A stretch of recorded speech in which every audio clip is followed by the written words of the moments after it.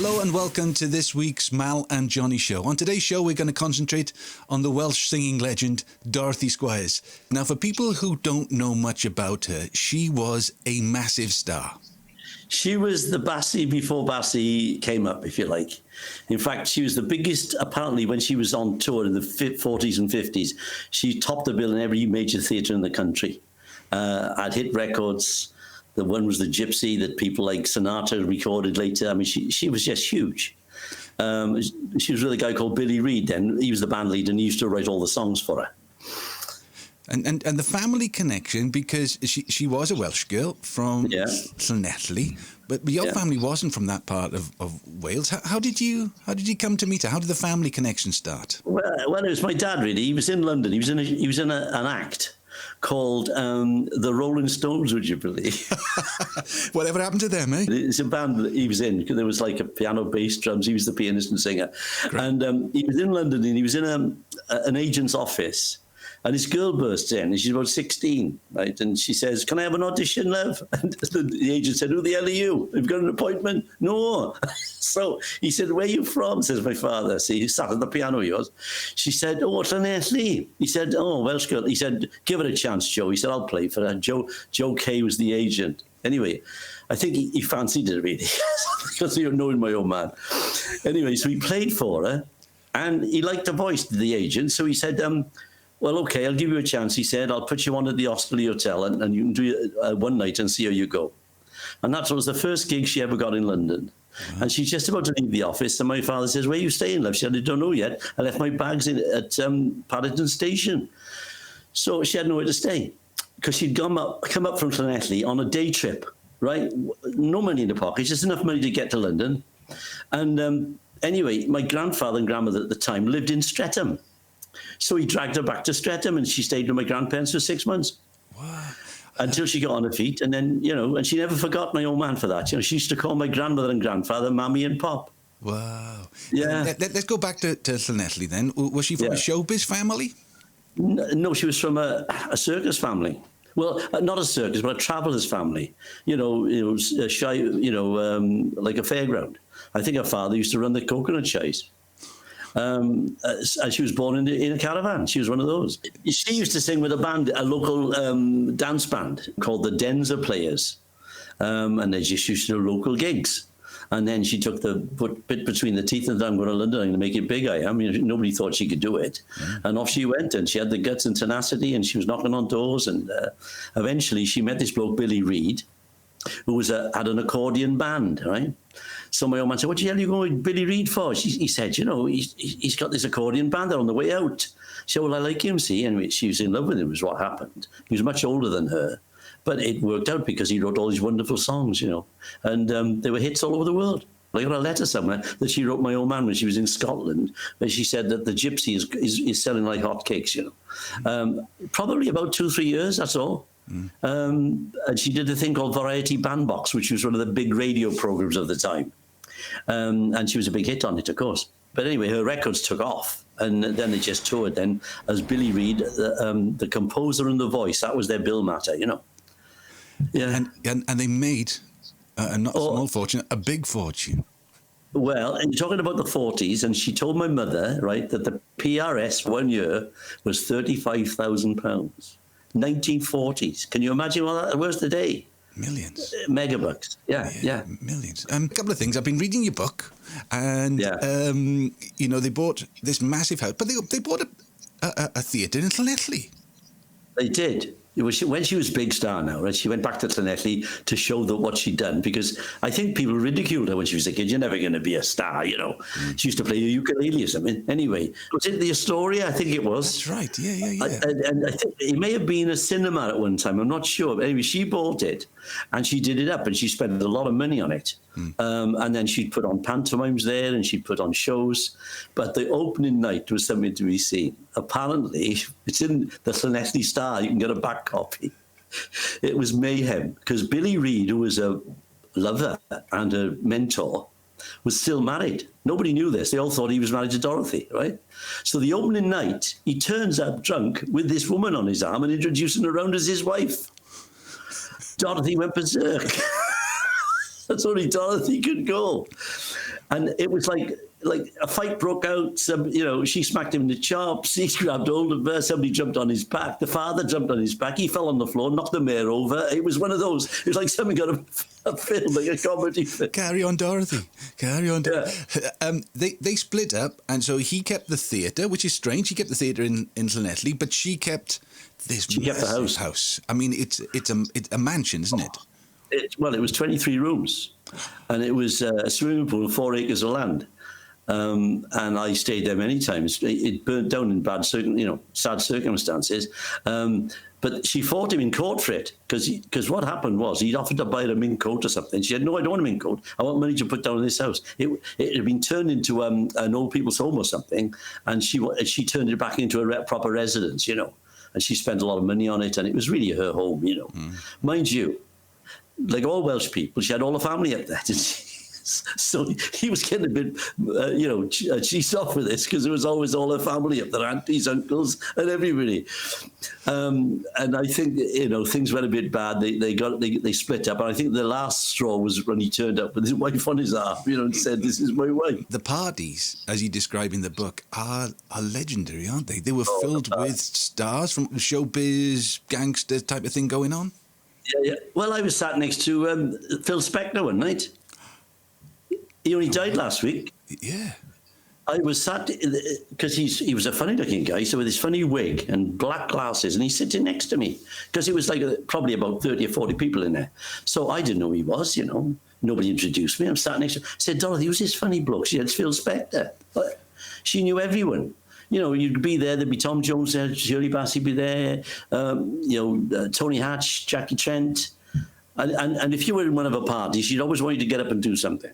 Right. See? Did you? So so what happened was she said to Jackie Trent, would you get up and sing a song? She says, "No, Dot, I can't sing tonight. I got a bad throat." You can bleep this out if you like, but I got to tell you what she said. She said, "You'll never be a singer as long as you got all up your ass."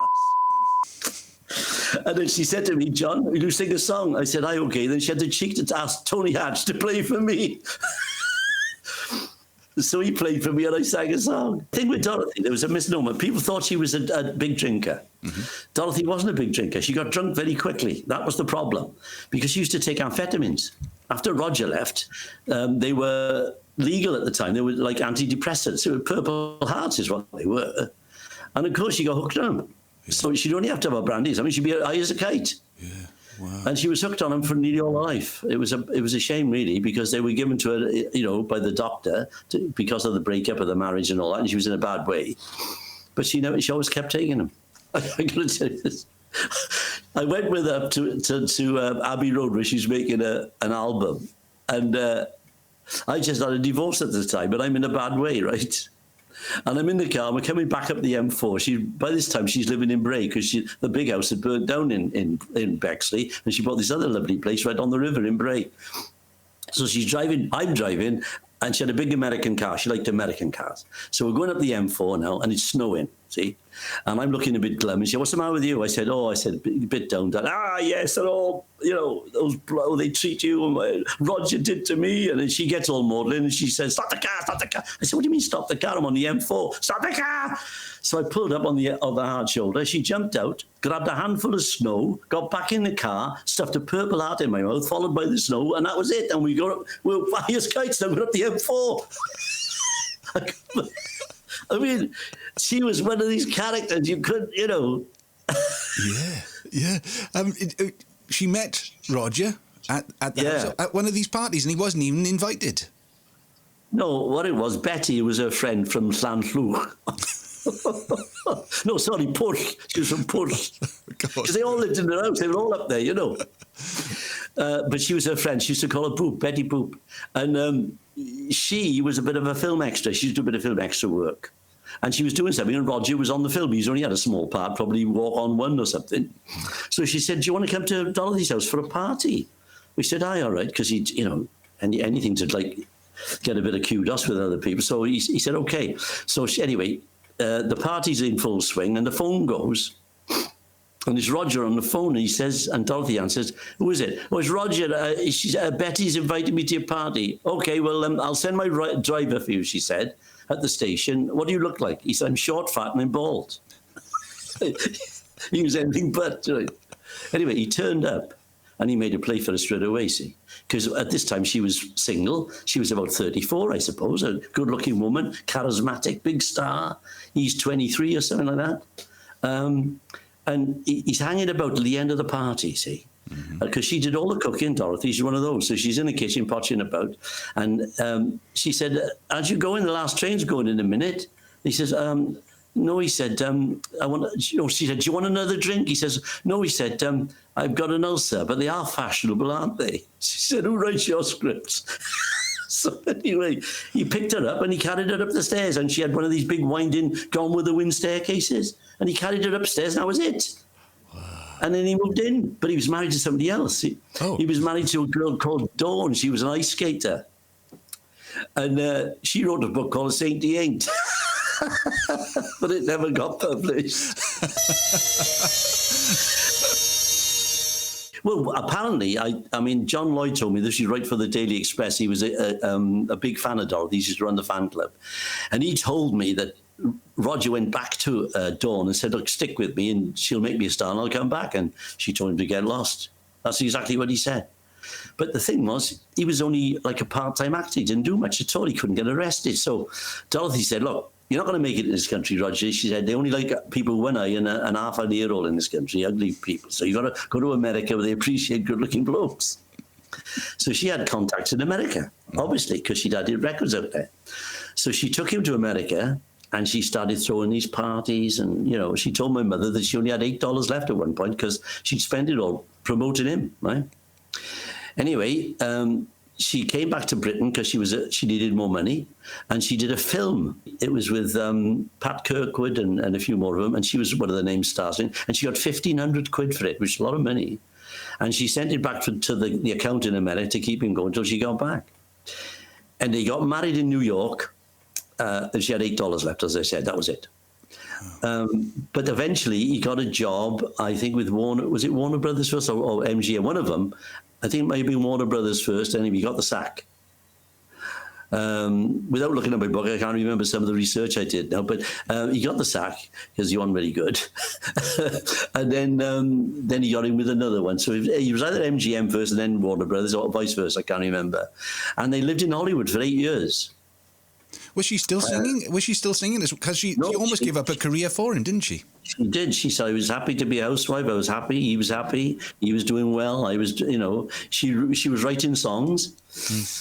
She wrote a song called Tammy, Tell Me True, which was the sequel to the film Tammy that was with, who was in it? Sandra Dee, I think. Mm-hmm. So she wrote this song and she sent it into the studio. I think Roger took it in, and Percy Faith was the arranger. She said one of the thrills of her life, she's sitting on a sound stage in a headscarf, like a 100-piece orchestra playing her song, you know. It must have been fantastic, really. Fantastic. But he had a big affair with Dorothy Provine. Do you remember Dorothy Provine? She had a series called The Roaring Twenties back in the 60s. And she had a hit record with Don't Call Lulu. You can drink Joe with a blender, but don't call Lulu. Mm-hmm. Anyway, he was having a big affair with her, and she found out. So she came back, and apparently she lost like 2 stone in weight. She was so upset about it all, you know. Anyway, he followed her back, and it was all over with Provine. And what he actually said was, I can't help it, Dot, he says, my Willie's like a Geiger counter that finds trouble for men. What a line. I know, I did hear, I think I was in your book, actually, that he said it was all over, and he was back sleeping with her, and he calls out in the middle of the night, Dorothy. And yeah, that's how she found out. She was in bed, and she said, you bastard, you're having an affair with that Dorothy Provine. How do you know? You were calling Dorothy out in your sleep. He said, but your name's Dorothy. She said, yeah, but you call me Dot. Sharp or what? It was around this time that that you sort of bumped into them in London. Is that right? Did he just bump into them in the street, or how did it happen? In the street. Well, what it was... I'd met her when I was about 3 years old. I can remember it to this day. My granny took me to the New Theatre in Cardiff, where she was appearing, which is a big star, and because she went to see her because she'd stayed with her. And I'm a little kid, and I can see her. I'm looking at her like this, and she said, he's a bit of his own man. Anyway, that was the last time I saw her until I was grown up. And I'd gone to London with my father for an audition, I think, and it was my father and me, and we were walking down Water Street. And who was walking towards us but Roger Moore, Dorothy Squires, and Norman Newell, the music producer. And she sees my father. Bert, she said. And she gives him this whopping big kiss, and she says, look at him, Rog. I knew him when I had big tits and straw in my hair. So they were going on the way to see one of these little private viewing cinemas in Water Street, because the film TheMal&JohnnyShow was coming out, and they were going to listen to the song because she'd written it. So she drags us in now, me and my old man and her and Norman Newell and Roger Moore, and off we go watching this film. And she got champagne, and we're all half cut. And then we watched the film, we come out, she said, right, we're having a party now. I got a table booked, she said, up at Raymond's Review Bar. So off we go to Raymond's Review Bar, and she's got this big table all booked for herself now. The doorman says, have you got a ticket or whatever it was? Have you got a pass? She said, I don't need a pass. My face is my pass. And just walked straight in. And Roger Moore was such a charming bloke. I can see why he charmed people. He was Mr. Charlie Charm, he was. I had some photographs of me, some publicity pictures, and there's one of me doing an impression of Sammy Davis. You know, I had the glasses on doing it, so. And anyway, he looks up, and there's a picture of Sammy Davis on a hoarding, because he was about to come over or something. And he said, hey, John, there's a bloke up there taking a mickey out of you. No, I'm 20 or 19 or something, and this is the Saint. He's a big star. See, he's done the Saint. Yeah. And he could make you feel like important. Do you know what I mean? He's that kind of guy. Yeah, yeah. Yeah. And actually, let's finish with Roger. Then let's get Roger's and Dot's marriage over with. Yeah. As you said, he had a built-in Geiger counter for trouble. Yeah, that's right. And he went to make a film in Italy or something like that. Yeah, how she found out that, but this is something else. He went off to make a film in Rome, I think. Dorothy used to say that you could never find him. He'd always be in the best hotel. So you just ring the best hotel in Rome and you find him, see? So she couldn't find him, didn't know where he was. So she went up to her father-in-law's, who lived in Erith. And she's about to knock the door at his flat. And the woman next to her said, oh, Mr. Moore's in hospital. So she said, I didn't know my father-in-law was ill. No, not your father-in-law, your husband.